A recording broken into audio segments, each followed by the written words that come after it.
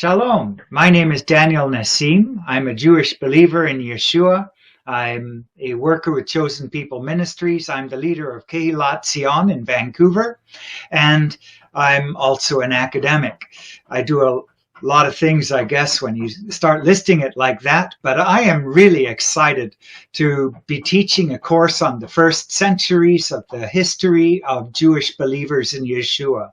It is going to be a tremendous journey because the story really begins with Ezra and the return of the exiles to Jerusalem, where they return with the ambition to study and to observe the Torah. But Judaism itself as an ism really kind of picks up with the Maccabees and the Maccabean revolt. And then by the time of Yeshua, it is a well-developed system that has more than you might imagine to do with the creation of the new body of Messiah, which is brought in with Yeshua's death and resurrection. I'm really looking forward to examining with you the Jewish roots of our faith.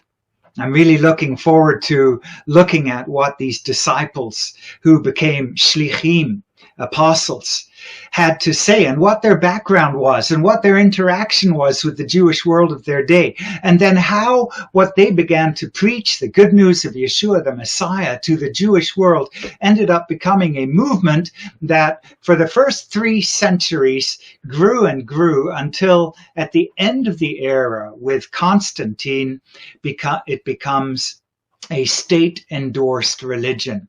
What is that all about? How does that impact us today? Why is it even relevant?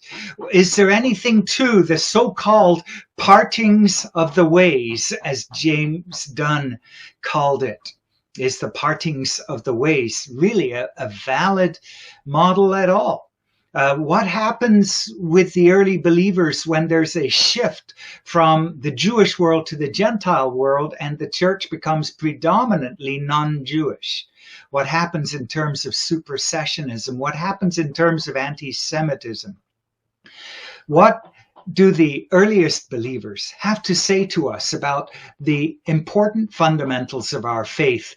And how can we learn about them as Messianic Jews and Gentiles? How can we learn things that will improve our ability to understand our own Messianic Judaism and to be able to teach it to others and to be able to put it in the framework of Judaism as in general?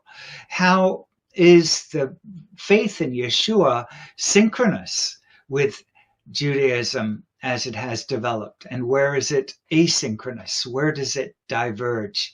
All of these things are things that we'll discuss. I think we have 12 hours. That's not a whole bunch of time.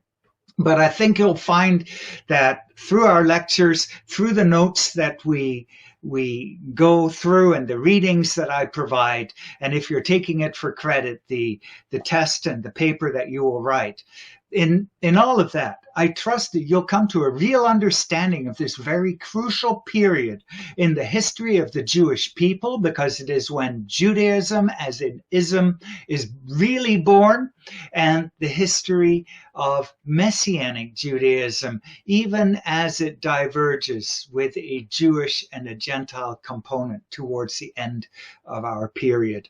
I hope you enjoy this. I'm really looking forward to meeting you. I hope you join our course because I think you'll find it quite fascinating. It's the area where I did my PhD in. I studied in the early New Testament writings, the Didache in that period, probably written around the year 70 when the temple was destroyed, or at least edited sometime between 70 and 80. What does this period have to say to us? Whether Jewish or Gentile, I know that you are going to find tremendous blessing in this course. You'll find your faith informed, you'll find your faith strengthened, and you'll understand the scriptures even from a slightly better vantage point. So look forward to seeing you soon. Looking forward to being in Calgary. It's been a long time since I've been able to visit. And may the Lord bless you and keep you until that time.